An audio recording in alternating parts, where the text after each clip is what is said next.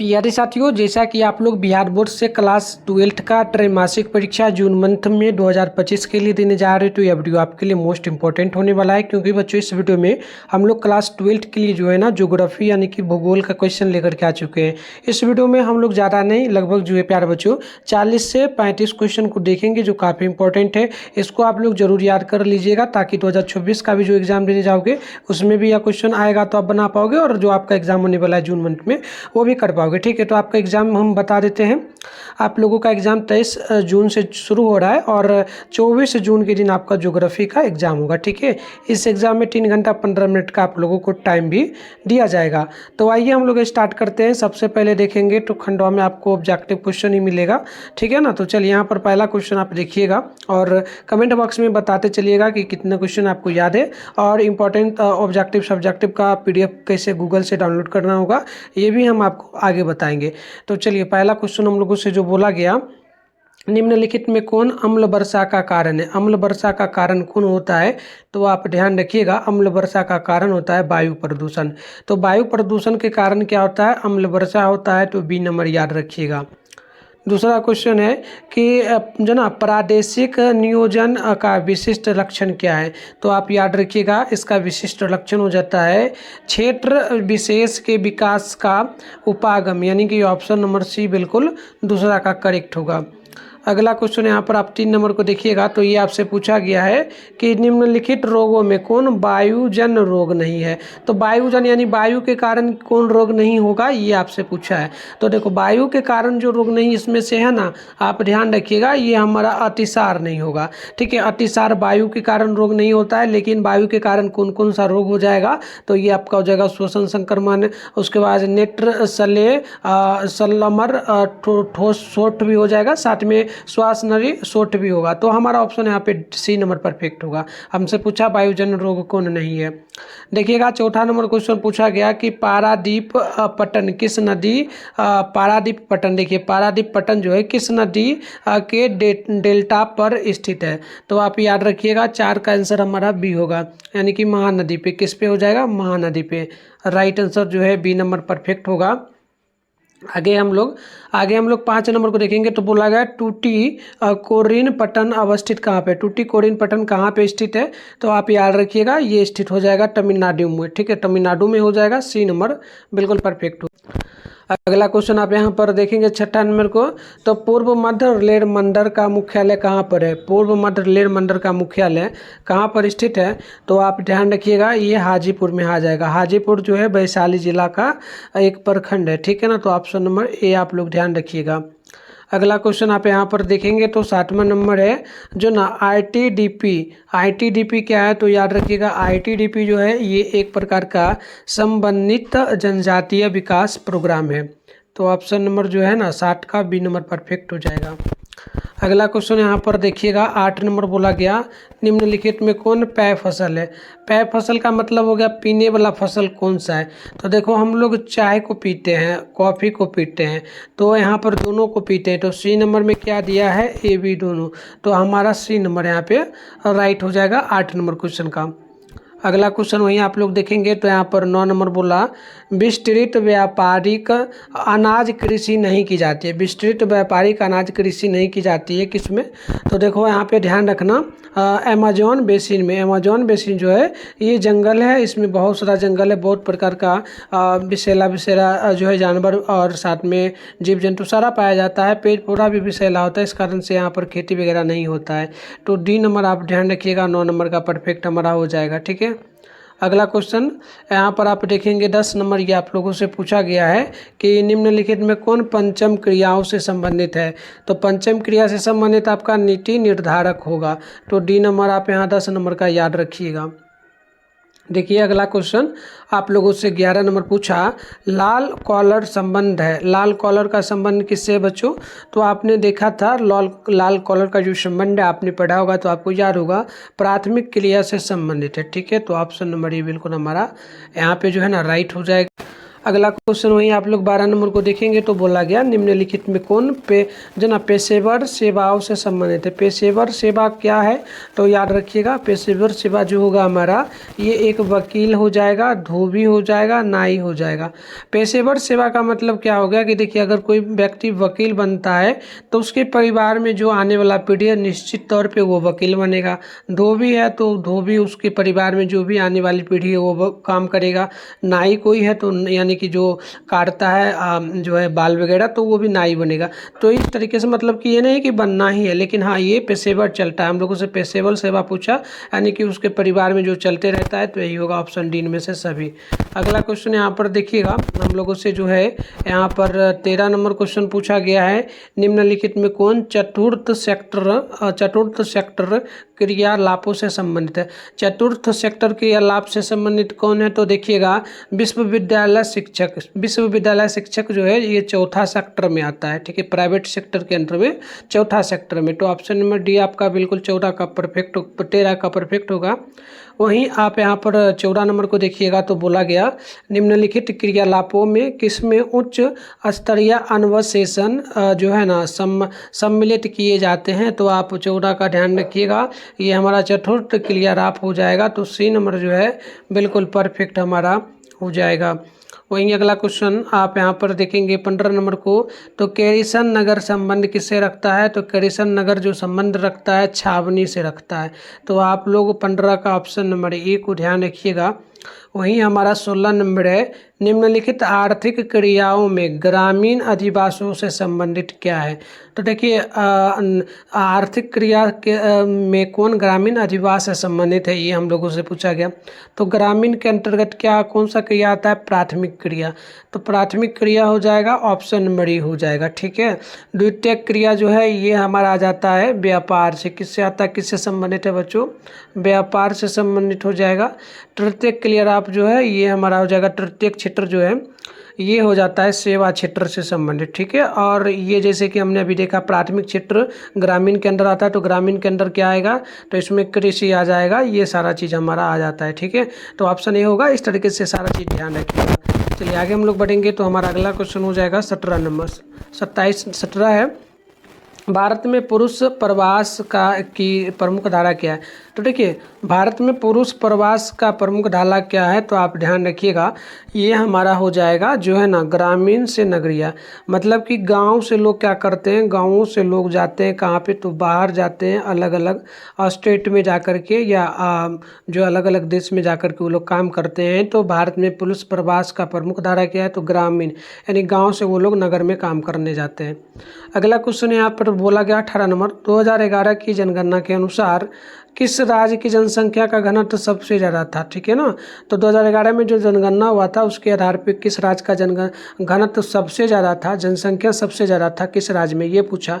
तो आप ध्यान रखिएगा ये जो था बिहार में सबसे राज्य की जनसंख्या घनत्व था, तो बिहार का ही था, बिहार में सबसे ज़्यादा लोग थे, तो ऑप्शन सी होगा, ठीक है। वहीं बात करेंगे अगला क्वेश्चन 19 नंबर का, तो निम्नलिखित में किस राज्य में सर्वाधिक जनसंख्या अप्रवासी है, ठीक है। मतलब कि कौन सा राज्य है जहां पर सबसे ज़्यादा अप्रवासी क्या होता है कि एक जगह से दूसरी जगह लोग जैसे बस जाते हैं उसे कहा जाता है अप्रवासी। अब जैसे मान लो आप लोगों का घर कहाँ है, बिहार है, और बिहार में आपका घर अभी भी है, लेकिन आप लोग क्या कर रहे हो, बाहर जा कर के कहीं रह रहे हो किसी और राज्य में। तो वो क्या हुआ कि अगर आप कहीं दूसरी जगह रह रहे हो, आपका घर कहीं और है और दूसरी जगह रह रहे हो, तो उसे हम लोग अप्रवासी कहते हैं। तो हमसे पूछा कि निम्नलिखित में कौन सा ऐसा राज्य है जहाँ सबसे ज़्यादा उस राज्य का लोग नहीं है बल्कि दूसरे राज्यों का लोग वहाँ आकर के रहता है। तो ये हमारा हो जाएगा कौन सा, तो ध्यान रखिएगा ये है मुंबई, यानी कि मुंबई महाराष्ट्र का राजधानी मुंबई है, तो महाराष्ट्र में सबसे ज़्यादा लोग रहता है, देखिए अप्रवासी। तो ऑप्शन नंबर बी हो जाएगा। वहीं आप देखेंगे अगला क्वेश्चन आपका 20 है, निम्नलिखित में कौन एक जन स्थानांतरण का अपकर्ष कारक नहीं है। जन स्थानांतरण का अपकर्ष कारक क्या नहीं होगा, तो आप ध्यान रखिएगा ये रहन सहन की निम्न दिशा है। देखिए अगर आप एक जगह से दूसरी जगह जाकर के रहते हो तो आपका जो रहने का सहन का दिशा, रहना खाना पीने का जो तरीका है वो नहीं बदलता है, वही हमसे पूछा, तो सी नंबर यहाँ पे राइट होगा। अगला क्वेश्चन वहीं आप लोग देखेंगे कि इस नंबर को तो बोला गया निम्नलिखित केंद्र शासित प्रदेशों में किसकी साक्षरता दर सबसे ज़्यादा है। देखो केंद्र शासित प्रदेश टोटल कितना है भारत में, तो टोटल 8 है, एक और लगभग बनने वाला है, बना नहीं होगा, मतलब बन गया है शायद, जुड़ा नहीं होगा। तो 8 है केंद्र शासित प्रदेश भारत में, ठीक है। टोटल 28 राज्य हैं भारत में, 28 राज्य मतलब कि राज्य हैं, उसमें से 20 आपका जो है डायरेक्ट राज्य है और केंद्र शासित प्रदेश टोटल 8 है, ठीक है। तो यहाँ पर हम लोगों से पूछा कि कौन सा ऐसा केंद्र मतलब केंद्र शासित प्रदेश है जो जिसकी साक्षरता दर सबसे ज़्यादा है, उच्चतम है, ठीक है। तो आप यहाँ पर ध्यान रखिएगा 21 का ऑप्शन नंबर डी हो जाएगा, लक्षद्वीप का, ठीक है। लक्षद्वीप का सबसे ज़्यादा होगा, तो डी नंबर आप यहाँ पर ध्यान रखिएगा। अगला क्वेश्चन आप देखेंगे तो हम लोगों से 22 नंबर पूछा, 2011 की जनगणना के अनुसार भारत के किस राज्य की नगरीय जनसंख्या प्रतिशत सबसे ज़्यादा था। तो हमने अभी देखा था सबसे ज़्यादा तो नगरीय, नगर का मतलब क्या हो गया, शहर, ठीक है। तो शहर, नगर का मतलब शहर, तो यानी नगर में कौन सा, यानी किस शहर का सबसे ज़्यादा सर्वाधिक था जनसंख्या 2011 की जनगणना के अनुसार। तो ये ध्यान रखिएगा, तो गोवा का सबसे ज़्यादा था, ठीक है ना। तो डी नंबर परफेक्ट होगा। वहीं हम लोग बात करेंगे नेक्स्ट क्वेश्चन 23 नंबर का। तो यहाँ पर पूछा गया हम लोगों से निम्न में कौन नगर खनन नगर नहीं है। खनन नगर कौन नहीं है, तो देखिए पटना जो है खनन नगर नहीं, क्योंकि पटना में किसी भी प्रकार का खनिज वगैरह नहीं पाया जाता है। तो ऑप्शन डी हो जाएगा, आप ध्यान रखिएगा, ठीक है। अगला क्वेश्चन हम देखेंगे तो यहाँ पर 24 नंबर पूछा गया, रोहतक एक उदाहरण किसका है। रोहतक किसका उदाहरण है बच्चों, तो रोहतक जो है ना ये हो जाता है सैटेलाइट शहर का उदाहरण, ठीक है, सैटेलाइट शहर का। तो आप यहाँ पर सी नंबर ध्यान रखिएगा। वहीं हम लोग जब 25 नंबर को देखेंगे तो बोला गया निम्न शहरों में कौन गुजरात में अवस्थित नहीं है। तो गुजरात में कौन अवस्थित नहीं है, हम लोगों से ये पूछा। तो देखो सूरत जो है यहाँ पर हमारा सूरत तो गुजरात में पड़ता है, नासिक, कांडला, राजकोट। तो देखो 25 नंबर है ना, तो नासिक नहीं पड़ता है सूरत में, ठीक है। तो नासिक नहीं पड़ता है, तो ऑप्शन बी हो जाएगा, ठीक है। अगला क्वेश्चन यहाँ पर आप जब देखेंगे तो हम लोगों से जो है यहाँ पर 26 नंबर ये क्वेश्चन पूछा गया है। क्या बोला कि भारत की जनगणना के अनुसार निम्नलिखित में नगर की परिभाषा का अंग नहीं है, यानी नगर की परिभाषा का अंग कौन नहीं होगा भारत की जनगणना के अनुसार। तो आप यहाँ पर देखेंगे बच्चों, तो हमारा जो 26 नंबर है ये जगह 25% से अधिक जनसंख्या का प्राथमिक क्षेत्र में संलग्न होना, तो ये अंग नहीं होगा, ठीक है। तो ये कृषि पर आधारित आ जाता है, तो इसलिए नहीं होगा। तो डी नंबर हमारा परफेक्ट होगा। हमसे पूछा कौन अंग नहीं है, तो यही होगा, ठीक है। अगला क्वेश्चन जब आप 27 नंबर को देखेंगे तो निम्न में कौन भूमि निम्नीकरण हेतु उत्तरदायी है। भूमि निम्नीकरण हेतु उत्तरदायी क्या है, तो आप ध्यान रखिएगा, हमारा जो होगा एक तो भू सारक्षता होगा, ठीक है, मृदा प्रदान होगा, जल जमाव, ये सारा भूमि से संबंधित यानी मिट्टी से संबंधित है। तो डी नंबर परफेक्ट होगा। अगला क्वेश्चन आप यहाँ पर जब देखेंगे 28वां नंबर को, ज्वार उत्पादन में अग्रणी राज्य कौन, यानी किस राज्य में सबसे ज़्यादा ज्वार की खेती होती है। तो ज्वार की खेती होती है सबसे ज़्यादा महाराष्ट्र में। तो ऑप्शन नंबर आप लोग सी नंबर ध्यान रखिएगा। वहीं अगला क्वेश्चन हम लोगों का 29 नंबर है, निम्नलिखित में कौन वन आधारित उद्योग है, यानी कि वन आधारित यानी कि पेड़ से संबंधित कौन सा उद्योग है। तो देखो वन आधारित उद्योग हमारा कागज़ उद्योग है। कागज़ बनता है प्यारे बच्चों किसका, तो ये बनता है बांस का, ठीक है। तो ऑप्शन नंबर ये आप लोग यहाँ पर ध्यान रखिएगा। अगला क्वेश्चन वही हम लोग देखेंगे तो 30 नंबर है, विश्व का संघनतम लेड तंत्र कहाँ पाया जाता है, मतलब सबसे ज़्यादा लेड की पटरियाँ कहाँ पाई जाती है, ये पूछा हम लोगों से। तो ऑप्शन नंबर बी होगा यूरोप में, क्योंकि यूरोप से ही लेड की शुरुआत हुई थी, ठीक है। तो ऑप्शन बी होगा। बच्चों हम लोग अभी और भी क्वेश्चन को करेंगे, ठीक है। तो उससे पहले हम लोग पहले गूगल में चलते हैं और इंपॉर्टेंट ऑब्जेक्टिव सब्जेक्टिव का PDF कैसे डाउनलोड करना है ये हम आपको बता देते हैं। आप जाके वीडियो खत्म होगा तो डाउनलोड कर लीजिएगा। तो बच्चों इसके लिए सबसे पहले तो आप अपने फ़ोन में गूगल को ओपन कर लीजिएगा। सर्च बार के आइकन पे क्लिक करके आप लोग जो है begusarayhelp.com सर्च कर लीजिएगा, ठीक है। इसके बाद आप जब ऊपर करेंगे तो यहाँ पर begusarayhelp.com इस तरीके से लिखा हुआ दिखेगा। तो सेम आपको begusarayhelp.com सर्च करना है और इस पर क्लिक करना है। क्लिक करने के बाद इस प्रकार से जो है इंटरफेस ओपन होगा। आराम से स्क्रॉल डाउन करके नीचे बढ़ोगे तो यहाँ पर क्लास 11-12 का सेशन मिलेगा और फर्स्ट में कल बिहार बोर्ड क्लास 12 जून क्वार्टरली एग्जाम 2025 लिखा हुआ दिखेगा। आप इस पर क्लिक कर लीजिएगा, ठीक है। तो चलिए इस पर हम लोग क्लिक कर लेते हैं। देखिए क्लिक कीजिएगा ना इस पर, तो इस तरीके से इंटरफेस आपके सामने ओपन हो जाएगा। जैसे ही ओपन होगा तो आराम से स्क्रॉल डाउन करके नीचे बढ़ जाइएगा। ऑल सब्जेक्ट का आपको मिल जाएगा, रूटीन भी है। ठीक है, नीचे बढ़ना है। देखो यहाँ पर थोड़ा और नीचे बढ़ना है, तो ये साइंस का सेशन है, आप इस पर कहीं मत क्लिक करिएगा। थोड़ा नीचे बढ़िएगा, यहाँ पर आपको आर्ट्स का सेशन दिख जाएगा। इसमें पॉलिटिकल साइंस, ज्योग्राफी का डाउनलोड करना है। सामने क्लिक हेयर लिखा है, इस पर क्लिक करिएगा, डाउनलोड हो जाएगा। इंग्लिश का, हिंदी का, उर्दू का, साइकोलॉजी, इकोनॉमी, सोशोलॉजी, फिलोसफी, साथ में यहाँ पर देखिएगा history, home science, music, Maithili, Sanskrit सारा मिल जाएगा। और ये आर्ट्स कॉमर्स वाले बच्चों का होगा, वो अपना यहाँ से कर पाएगा। तो चलिए यहाँ पर आप यहाँ से आके डाउनलोड कर लीजिएगा। और आप लोगों के लिए नोट्स का ऑफर आ चुका है 2024 में। जैसा कि फाइनल एग्जाम दोगे तो 12th साइंस, आर्ट्स और 10th सबका मिलता है, लेकिन आप आर्ट्स का लेना चाहते हो तो इसके लिए जो है ऑफर रखा गया है 299 रुपया बच्चों। इसमें आपको जो भी सब्जेक्ट आपका 12th में आर्ट्स में होगा, सारे सब्जेक्ट का मात्र जो है 299 में आपको ऑब्जेक्टिव सब्जेक्टिव सारा नोट्स मिल जाएगा। इसे पढ़ के 450 प्लस नंबर आसानी से ला पाओगे। तो लेने के लिए आप इस स्कैनर पर पेमेंट करके ये नंबर जो व्हाट्सअप दिया गया है इस पर कॉल मैसेज कर दीजिएगा। व्हाट्सएप पे स्क्रीनशॉट भेज के आप अपना नेम, जिला का नेम, क्लास 12th आर्ट्स लिख के भेजिएगा, मैं आपको नोट्स दे दूंगा। या फिर पेमेंट करने से पहले आप इसको नंबर पे कॉल करके मैसेज करके पूछ लीजिएगा, फिर करिएगा। ठीक है, तो आपको सारे सब्जेक्ट का नोट्स मिल जाएगा, साथ में क्लास भी आपको मिल जाएगा। ठीक है, तो चलिए आगे हम लोग देखिए अगला क्वेश्चन आप लोगों का जो 31 नंबर पूछा गया है कि अवदान का उदाहरण क्या है। अवदान का उदाहरण क्या हो सकता है, तो बिल्कुल आप ध्यान रखिएगा। अवदान का उदाहरण नंबर है यहाँ पे जो है ना टेल पतन हो जाएगा, तो ऑप्शन नंबर ए परफेक्ट होगा। वहीं बात करेंगे हम लोग 32 नंबर क्वेश्चन का, नागासाकी का उदाहरण क्या है। नागासाकी का क्या उदाहरण है, तो आप 32 का याद रखेंगे, ऑप्शन बी होगा, यानी कि मत्स्ययान पतन का। तो ऑप्शन नंबर बी आपका बिल्कुल ही परफेक्ट होगा। वहीं आप 33 नंबर को देखेंगे, सुएज नहर किसको जोड़ती है। तो सुएज नहर जो है बच्चों आप बिल्कुल याद रखिएगा, ये जो है लाल सागर को किससे जोड़ती है। लाल सागर को भूमध्य सागर से जोड़ती है। ठीक है, तो ऑप्शन नंबर सी हो जाएगा। आगे बढ़ते हैं, अगला क्वेश्चन हम लोगों का जो है यहाँ पे 34 नंबर है, किस मार्ग का उपयोग उत्तर पूर्व संयुक्त राज्य अमेरिका एवं पश्चिमी यूरोप के बीच व्यापार के लिए होता है। तो 34 का ये हो जाएगा उत्तरी अटलांटिक समुद्री मार्ग, ऑप्शन नंबर ए आपका बिल्कुल करेक्ट होगा। वहीं बात करेंगे हम लोग यहाँ पे क्वेश्चन नंबर 35 का, तो बोला निम्नलिखित में कौन जो ना आंतरिक समुद्री पटल नहीं है। तो आप ध्यान रखिएगा 35 का ऑप्शन बी होगा, यानी कि एथेंस, ऑप्शन नंबर बी आपका राइट हो जाएगा।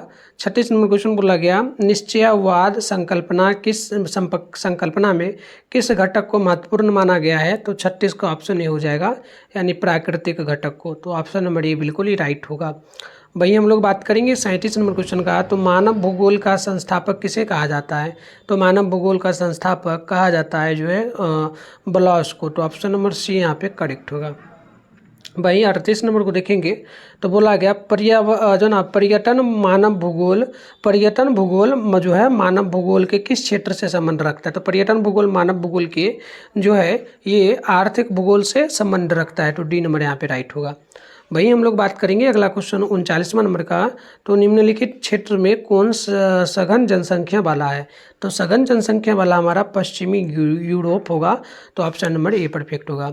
वहीं 40 नंबर है, विश्व जनसंख्या का कितना प्रतिशत एशिया में निवास करता है, यानी एशिया महादेश में भारत, पाकिस्तान, नेपाल, भूटान, चीन सारा आता है। तो देखिए ये जो है हो जाएगा हमारा प्यारे बच्चों 40 नंबर का ध्यान रखिएगा, ये हो जाएगा हमारा 60% भाग इसमें शामिल है एशिया महादेश में। वही अगला क्वेश्चन हम लोग करेंगे नेक्स्ट वीडियो में, और भी सब्जेक्ट भी करेंगे। तब तक के लिए चैनल को सब्सक्राइब कर लीजिए, वीडियो को लाइक कर लीजिए, सभी दोस्तों में शेयर करिए। और ये वीडियो कैसा लगा हमें कमेंट बॉक्स में जरूर बताइए। तब तक के लिए